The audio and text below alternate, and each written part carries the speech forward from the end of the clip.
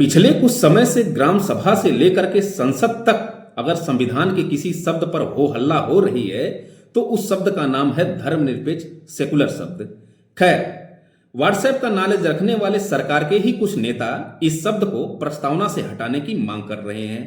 मैं उनको थोड़ा सा बता देना चाहता हूं कि भैया, जिस शब्द के आप हटाने की मांग कर रहे हैं उसको संविधान का बेसिक स्ट्रक्चर घोषित कर रखा है सुप्रीम कोर्ट ने।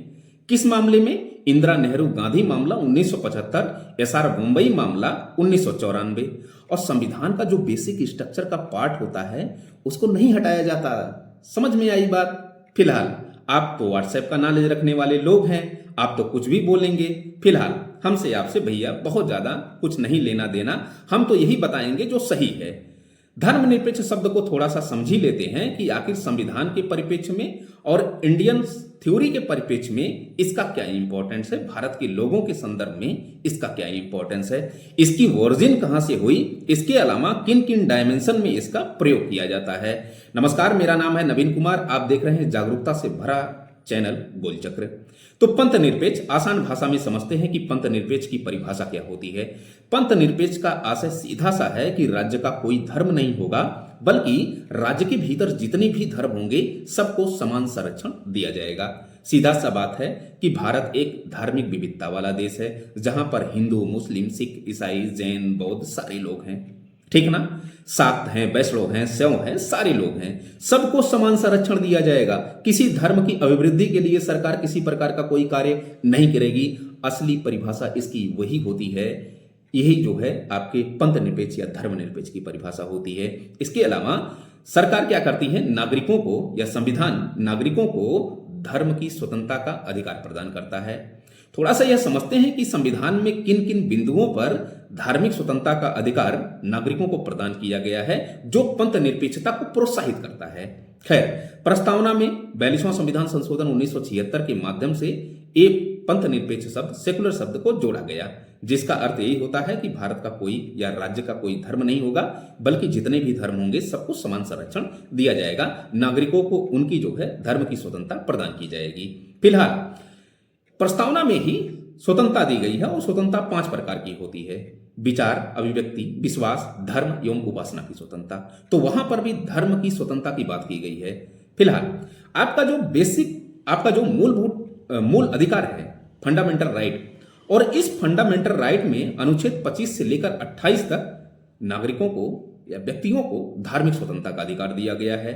अनुच्छेद 25 जो आपको यह अधिकार देता है कि आपको किसी धर्म को मानने, प्रचार प्रसार करने, उसके अंतःकरण की स्वतंत्रता देता है। इसके अलावा अनुच्छेद 26 जो है धर्म के प्रबंधन की स्वतंत्रता। अनुच्छेद 27 राज्य जो टैक्स वसूलती है उस टैक्स का प्रयोग किसी धर्म की अभिवृद्धि के लिए न करे। अनुच्छेद 28 धार्मिक शिक्षा किसी सार्वजनिक शिक्षण संस्थानों में नहीं दी जा सकती। ये आपका जो है धार्मिक शिक्षा का अधिकार, ये आपका जो है धार्मिक अधिकार है, मतलब कि धर्म पर मूलभूत अधिकार जो नागरिकों को दिए गए हैं, ऐसा कुछ है। ठीक है ना? खैर, यहां पर थोड़ा सा हम ये समझते हैं कि ये जो पंथ निरपेक्ष शब्द है ये आया कहां से? ब्रिटेन से आया। ब्रिटेन में था क्या कि जो चर्च है उसी को रिलीजन कहा जाता है, जहां पर पादरी वगैरह होते हैं, जीसस की प्रार्थना होती है। ठीक है ना? तो वहीं से ये शब्द आया है। वहां से जो पंथ था, पंथ मतलब कि जो चर्च था, जो रिलीजन था, उस चर्च का राज्य पर नियंत्रण होता था। ठीक है ना? राज्य जो भी कार्य करता था वह कार्य चर्च से पूछ कर करता था। सीधा सा अर्थ है कि सारे मामलों पर, राज्य के सारे मामलों पर चर्च का नियंत्रण होता था। चर्च चूंकि दैवी संस्था का प्रतिनिधित्व करती थी, इसलिए राज्य पर उसका नियंत्रण था। उसका यही मानना था कि राज्य जो भी कार्य करेगा वो चर्च से पूछ कर करेगा, तभी उस कार्य को हम पवित्र मानेंगे, तभी उस कार्य को हम वैध मानेंगे। लेकिन जब वहां पे पुनर्जागरण हुआ, मार्टिन लूथर, कांट जैसे लोग आते हैं और जब चर्च का राज्य पर नियंत्रण हटाने का प्रयास करते हैं, उसको हटाते हैं, मतलब सीधा सा है कि चर्च का राज्य से नियंत्रण जब खत्म होता है तो उसी को वहां पर सेकुलर शब्द प्रयोग किया गया। और जब सेकुलर शब्द प्रयोग किया गया, मतलब कि चर्च का राज्य पर से नियंत्रण हटा दिया गया, यही सेकुलर शब्द इंडिया में लाया गया। ठीक है ना भैया? तो ये सेकुलर शब्द है, मतलब जहां पर राज्य पर धर्म का नियंत्रण नहीं होगा, बल्कि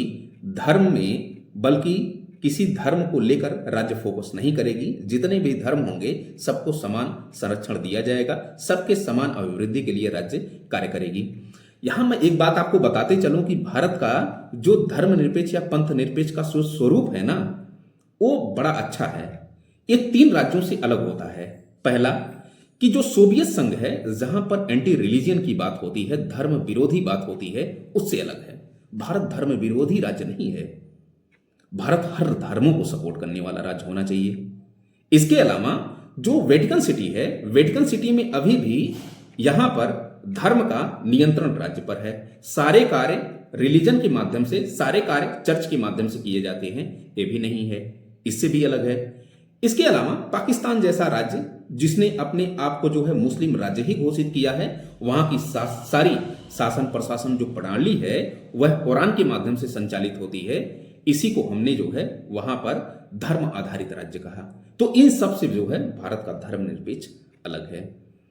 पंथ क्या होता है थोड़ा सा समझ लीजिए। सीधा सा है, पंथ से आशय एक निश्चित जिसका देवता हो, जहां पर एक निश्चित किताब हो और निश्चित पूजा स्थल हो। जैसे ईसाई धर्म ले लीजिए, जीसस निश्चित देवता है, बाइबल निश्चित उनकी किताब है और पूजा स्थल उनका जेरूसलम है, इजराइल है, ठीक है ना। ऐसे ही मुस्लिम धर्म का ले लीजिए, कुरान निश्चित किताब है, उनके मोहम्मद साहब हैं, उनके निश्चित देवता हैं और पूजा स्थल उनका मक्का मदीना है। तो इसको हम पंथ कहते हैं। तो पंथ से जब हम निरपेक्ष कर दें किसी राज्य को, तो वही जो है पंथ निरपेक्ष है, ठीक ना। आई होप आपको पसंद आया होगा। Thank you so much. आगे इसी प्रकार आपके मन पसंदीदा और जो चर्चा का विषय बना हुआ कोई भी टॉपिक होगा, उन पे हम वीडियो डालते रहेंगे। Thank you.